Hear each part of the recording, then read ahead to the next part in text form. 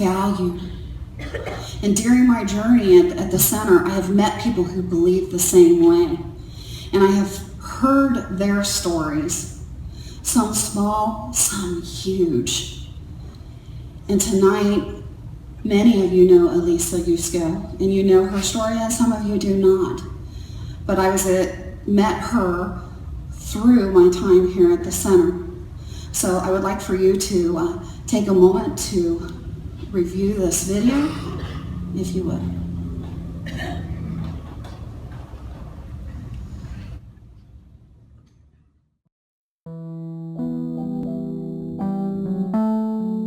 Good little girl. Got it? Not my finger. You got my finger? Alright, there we go. Yeah. Wait. Give me about, I think we're doing pretty well here. I need about 10 minutes. On January 9th, 2011, we received the devastating news that our then unborn baby had a condition called trisomy 18. In our frantic attempts to Google more about this previously unheard of condition, we kept stumbling upon the inaccurate and outdated description, incompatible with life. But only for the grace and mercy of God were we able to keep breathing.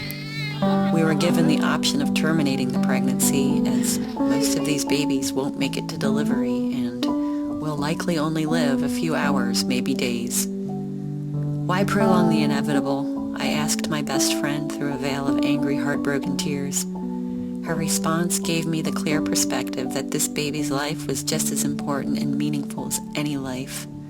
"Aleisa, we're all going to die someday," she said. "Does that mean we should just pull the trigger now?" It was then in that moment that I made the promise to my unborn baby, "I will carry you," placing all of my faith and trust in a God who I was very angry with, but who I knew fiercely loved me and my baby.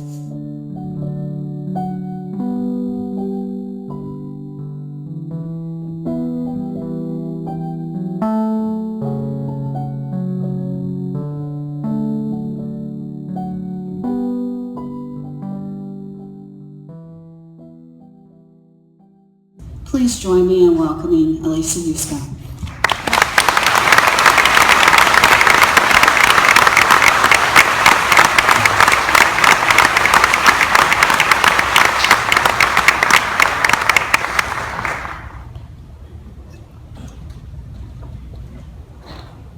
Wow, I've never seen that video footage before. That was very powerful.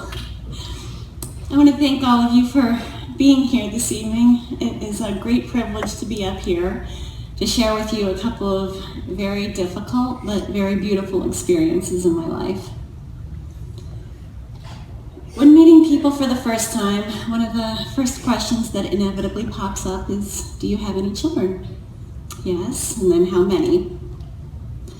And in these instances, I almost feel like I should have a small stack of brochures tucked away in my purse with pictures and diagrams, because it's kind of a complicated question for me to answer in just a single sentence.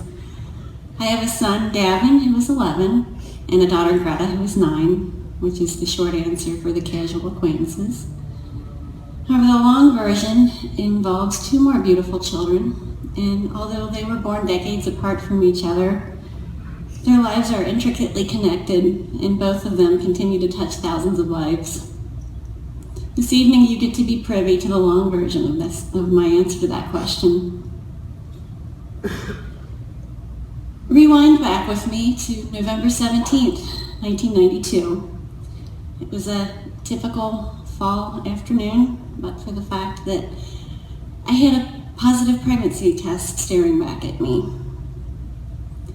I was absolutely terrified and completely confused, because these types of things only happen to other people, right?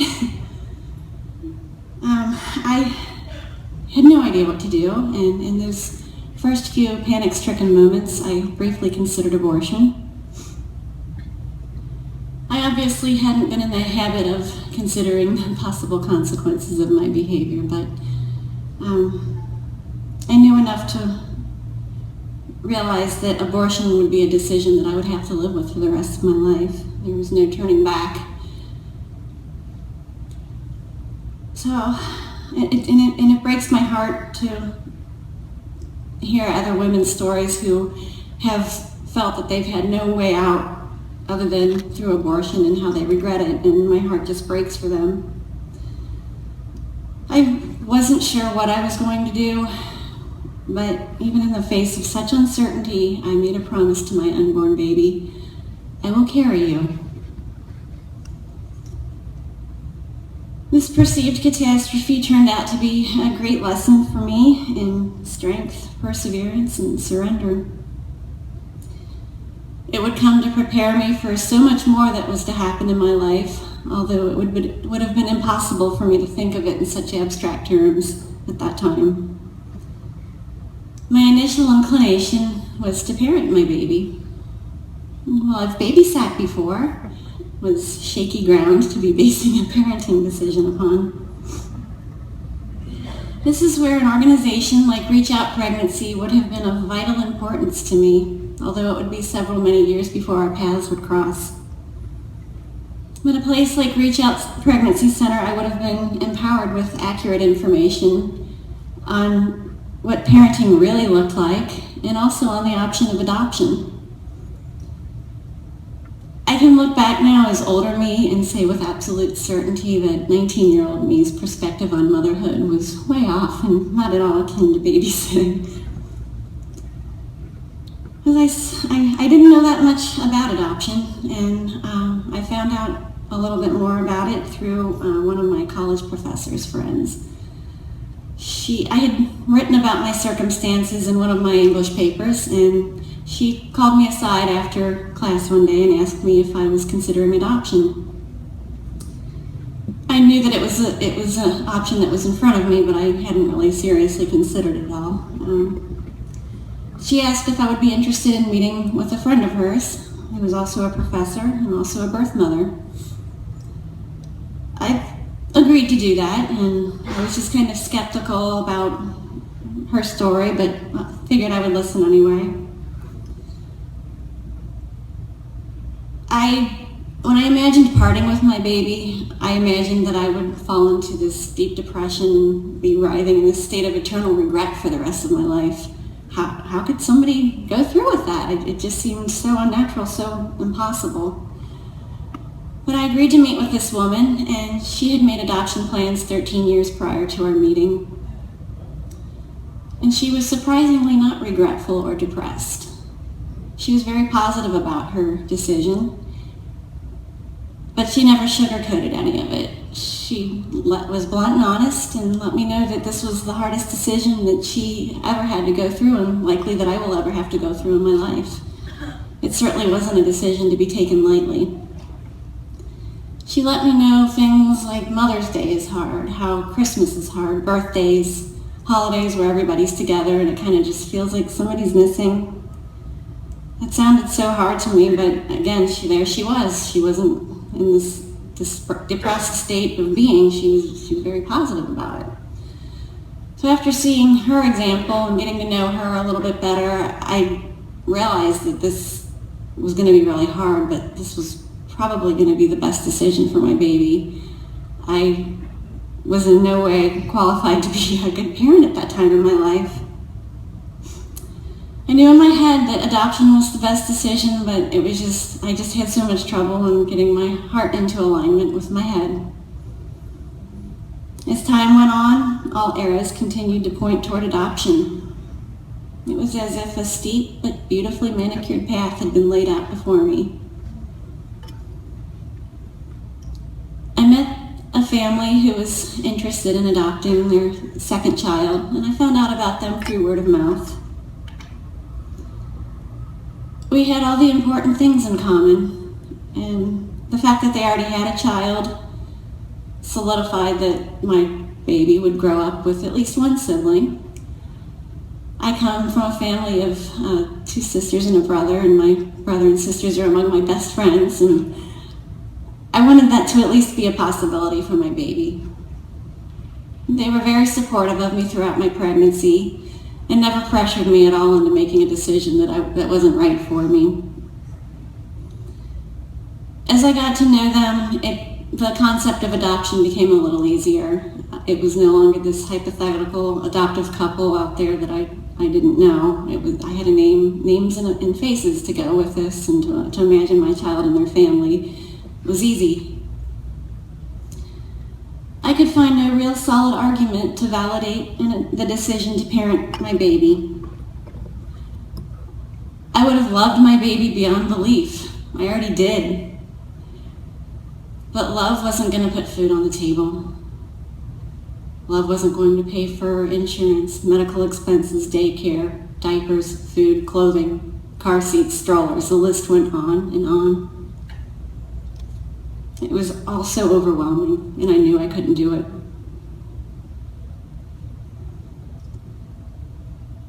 Almost 22 years ago, on July 23rd at 1:30 in the morning, a beautiful baby girl was born.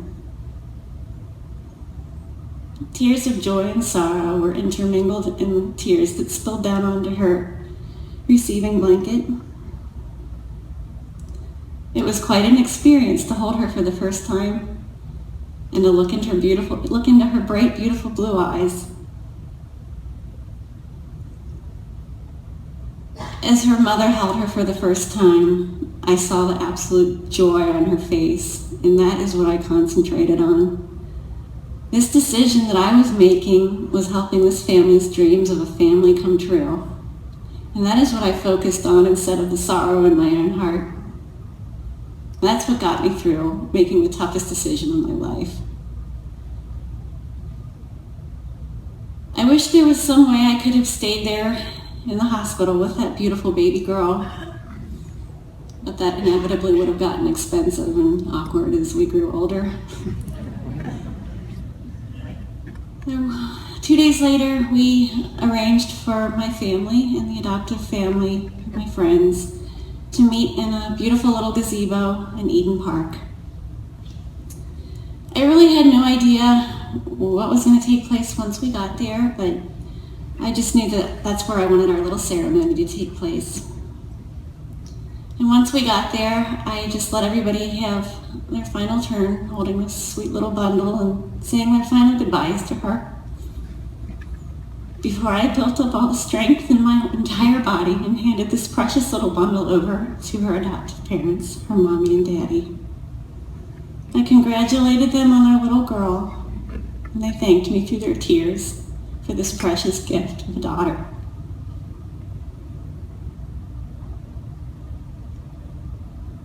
It was the hardest thing to walk away from the gazebo that day with empty hands, empty arms, and a heavy heart. As we drove away from there that day, there was one thing that my dad said to me that will forever stand out. He said, "This isn't the end of the story, it's just the beginning." And wow, was he ever right? This was the hardest thing I had ever done in my life up to that point. I deeply grieved her loss, but I was confident that I had made the right decision for her. Over the years, her parents sent pictures and letters. I was so thankful that I got to watch her grow up, at least through pictures as opposed to not at all. I used to fantasize and dream about what it would be like to meet her again someday. I did actually get that amazing opportunity on April 5th of 2011. There are no words or no way to describe the awesome experience and what that was like to hold the grown-up version of this baby girl that I had parted with all those years again. I thought to myself, this is what it must be like to be reunited with a loved one in heaven. Here is this person that I have thought of, missed, dreamed about for the past 18 years, finally in my arms. There's just nothing else that I can compare it to on this earth.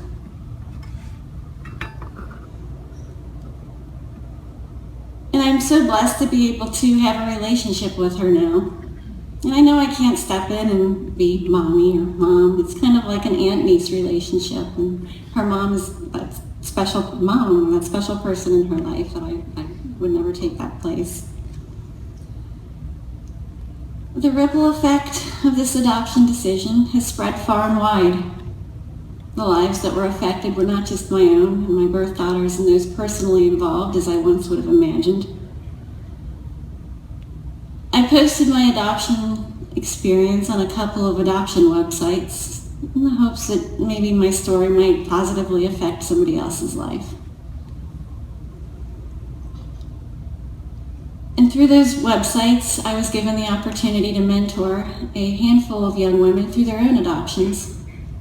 And I also mentored a couple of very close family members through their adoptions as well. It was extremely therapeutic and healing for me to be that beacon of hope to these young women, much in the same way that the professor had been for me.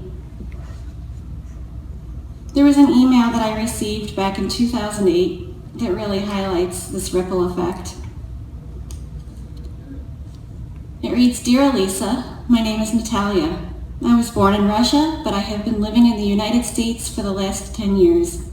I read your story online and was amazed by your kindness and courage.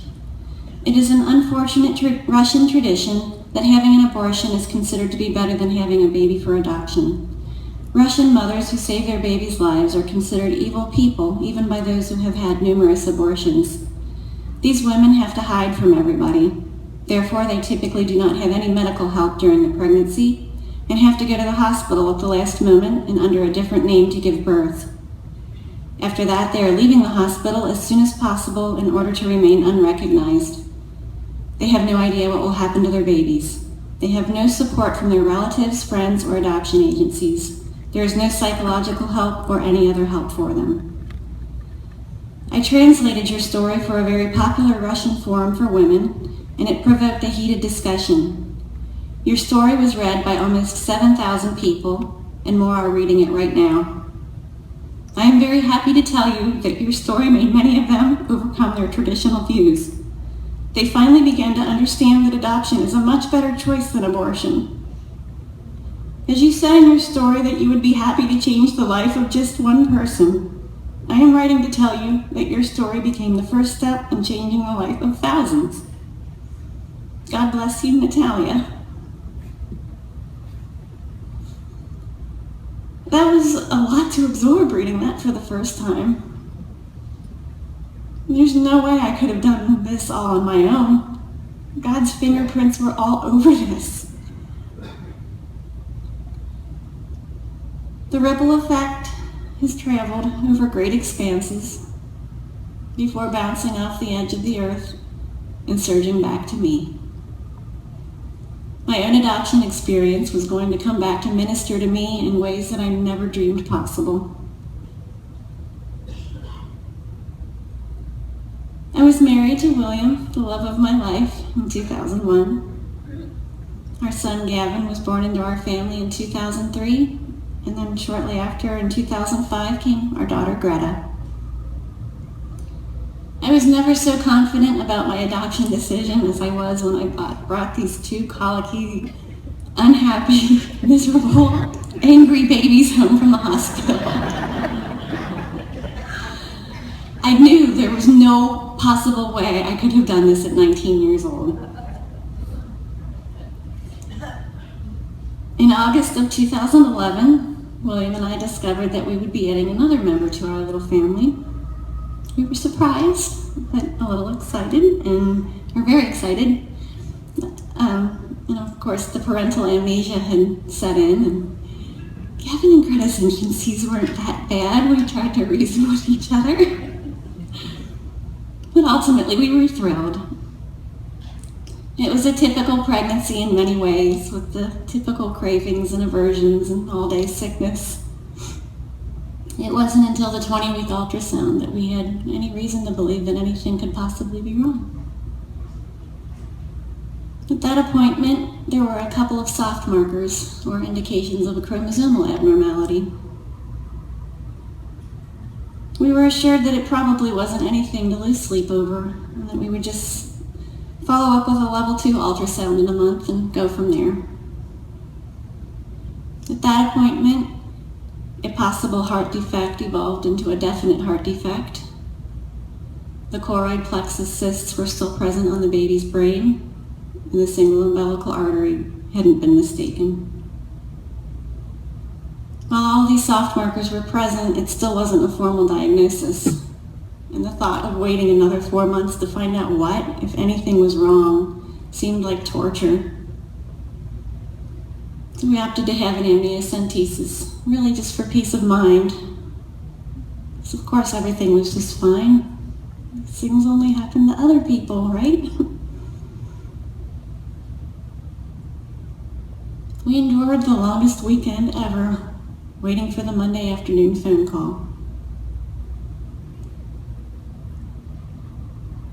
I tried to occupy my time with Netflix and a warm bath. The seconds ticked by like hours. My heart raced off into orbit when the phone finally rang. I waited for the polite 2 rings before I picked it up. It was the geneticist. I grasped feebly at the thread of hope that was still dangling before me, but I could tell in her tone of voice that something wasn't right. She informed me that the baby's amnio results had come back, and with as much compassion as possible, informed me that my baby showed a triplicate of the 18th chromosome, trisomy 18. I don't remember the rest of that phone conversation. I crawled screaming out of the bathtub and laid there in a heap on the floor.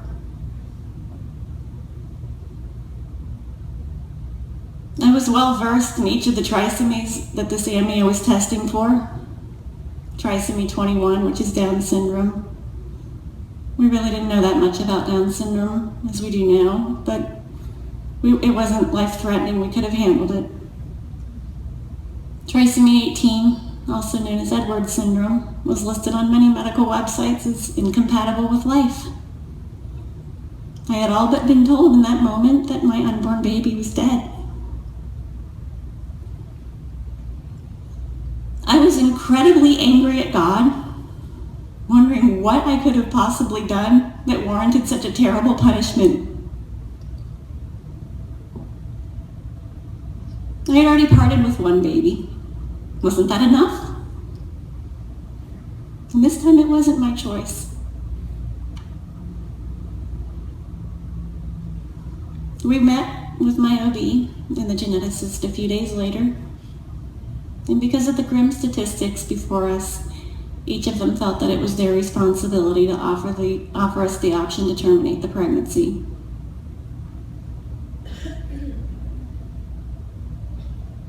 Although I will say that they did so reluctantly. Therapeutic termination, as abortion, was politely dressed up as this time. Fortunately, we were not permitted to make any immediate decisions. We met all the acceptable criteria. A fetus with a medical condition who likely wouldn't survive. And if she did survive, this posed financial stress on our family, our marriage. Was this fair to my other children? There again, I was considering abortion for my unborn baby because I was terrified. It was always so easy to adhere to my pro-life convictions when it pertained to other people. I never stopped to consider that these same convictions would personally pertain to me in this context. Suddenly I was being asked to walk the talk. When you think of the words unplanned pregnancy, you might immediately think of a young unwed mother in financial distress. But unplanned pregnancy can also pertain to this second chapter of my life. There are families that receive this type of scary diagnosis every single day. And sadly, most of them decide to terminate. It's a decision based on fear and misinformation, and they're led to believe that they're somehow doing their baby a favor by ending their life. Reach Out Pregnancy has resources available to these families. They help people to see that these babies' lives matter also. Mother Teresa compared babies to flowers. Some bloom for a whole season, Some bloom for a day, but would a gardener even think of pulling out his daylilies because they last such a short time? Reach Out Pregnancy Center has one of the top-notch maternal and fetal physicians and a network of excellent labor and delivery nurses available for consult. They are able to help clients sort through their options, emphasizing that abortion is never a good option for mothers or for families, no matter what the circumstances. For me, I am eternally grateful for that moment of clarity that my friend Maggie gave me, pointing out that we're all going to die someday. She didn't say it to belittle me or admonish me. She was just simply stating the obvious. But it was her words that made me come to the decision that this baby's life mattered also. And again, in the face of such uncertainty, I made a promise to my unborn baby. I will carry you.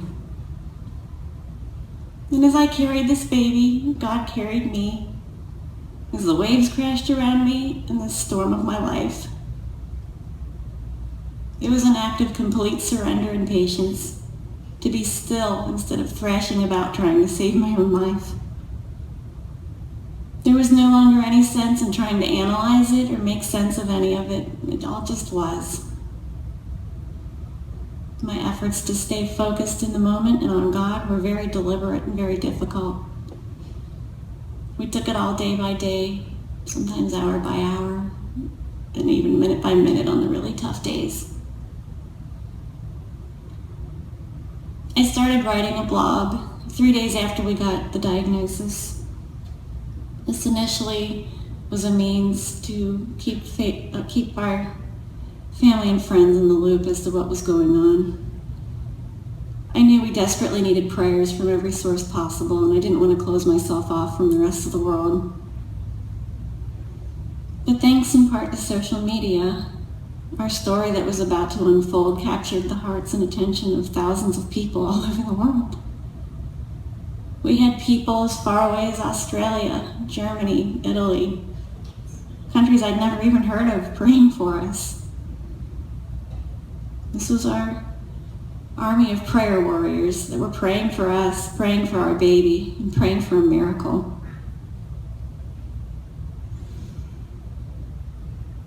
We had initially decided to wait to find out the gender of our baby, thinking that that's all we would have to be surprised about. But after we got the diagnosis, we realized that we needed to optimize any and all time with this baby, which very well just might be the pregnancy. A dear friend of ours made a gender reveal cake for us. We gave her an envelope with our baby's gender sealed in it, and she made a cake for us with either pink or blue inside. So none of us knew the gender of this baby until the knife sliced through the icing, revealing pink cake. We were having a girl that we named Nora Rose. We celebrated her that day and in the months to come. I wish there was some way I could have stayed pregnant with Nora forever, because I knew then at least I could sustain her and offer her the protection of my body. I treasured every little bout of hiccups, all the little kicks and flutters.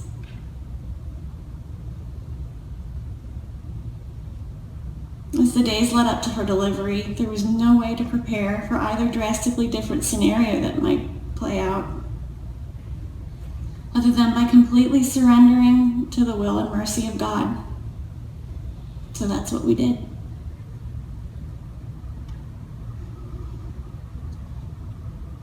With William by my side, holding my hand, and in the company of my bestest friends and bestest sisters, we welcomed Nora into this world. A loud, strong cry. She was alive. She made it. And then she was in my arms. I held her and cried like I'd never cried before. Our excitement was quickly dashed when Nora's heart rate suddenly plummeted. She was no longer crying. Our nurse, Amy, gently took Nora from my arms and brought her over to the examining table. Maybe this was it. Maybe this is all we get. I clutched my hands together so tightly I thought I would break my own fingers, crying out, "Please, God, please, please don't take her." Amy told us from the examining table what she was doing, just administering a little oxygen. And within moments, Nora's feisty little cry filled up the room again. Our fervent pleas turned into shouts of praise, and we may as well have been knee-deep in tears that day. Against all odds, we brought Nora home. The days turned into weeks, the weeks turned into months, and the months turned into years. She was so tiny and fragile at first, and we lived in such fear. We knew that each day could be our last with her, but we were so deeply in love with her, and we would have done anything to help her. But as time went on, she grew, she thrived. She overcame so many obstacles. Nora was a typical baby in many ways, but for the fact that she was dependent on oxygen. Her beautiful smile, her happy squeals, and her vibrant personality lit up the room. And how fitting that Nora means light. Nora shed light on so many things for so many people, including myself. A year after Nora was born, we were invited to our first Reach Out Pregnancy Center banquet. We already personally understood the value and the sanctity of human life, specifically as it pertained to unplanned pregnancies. But it was at this banquet, much like the one you're at this evening, where we felt the deep desire to back this organization in our financial giving. Every day, Reach Out Pregnancy Center helps women who are struggling to see the preciousness of life and the gift of their unborn baby. They help women and families see a way through the overwhelming pressures of being an unwed mother, through the scariness of becoming the parents of a baby with special needs or who might not live long. Or perhaps it's to help them see the wonderful gift of adoption. Each client is nurtured through the hardships of their pregnancy, allowing them the opportunity to see the precious face of their beautiful baby girl or boy. Nora certainly was precious. We believe that all life has purpose, and that the purpose of Nora's life was to teach us about unconditional, pure love. She taught us that God's timing is not always our timing, but that it is perfect. She taught her brother and sister what it's like to love somebody who's different than they are, and to stick up for people with special needs. No one is guaranteed a tomorrow, trisomy 18 or not. She taught us to love and cherish all of our loved ones, each and every day, not just as it pertained to her, but for all of them. Through Nora, we learned that the greatest gifts are often the unexpected gifts. So much about Nora was unexpected, but so much of her was great. We are so grateful for her.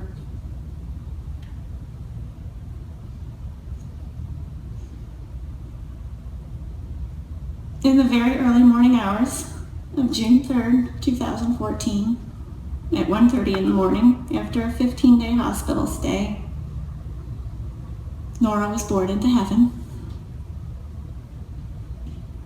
And just as I did all those years ago in the picturesque little gazebo, William and I handed our precious little bundle over to give her a better life, this time into the arms of her Heavenly Father, into eternity where she can run, jump, dance and twirl, for things that she likely never would have been able to do on this earth.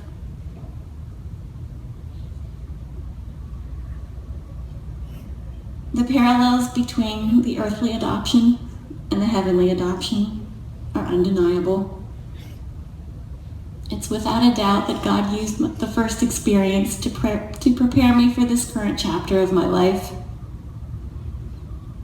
I deeply grieve the loss of Nora. I will think of her and miss her every single day for the rest of my life. But I also have an idea of the euphoria that I will feel when I get to hold her in my arms again. The time will tick by faster than I ever could have imagined, just like it did with my birth daughter. The ripple effect will ebb and flow, spanning across time and distance. These are the children and the experiences who make me who I am. Aleisa Yusko, mother of 4.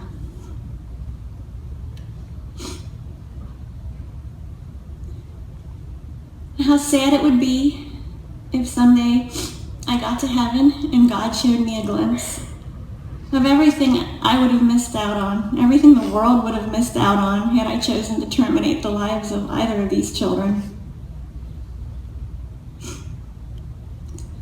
I hope my experiences properly convey the importance of life-giving resources.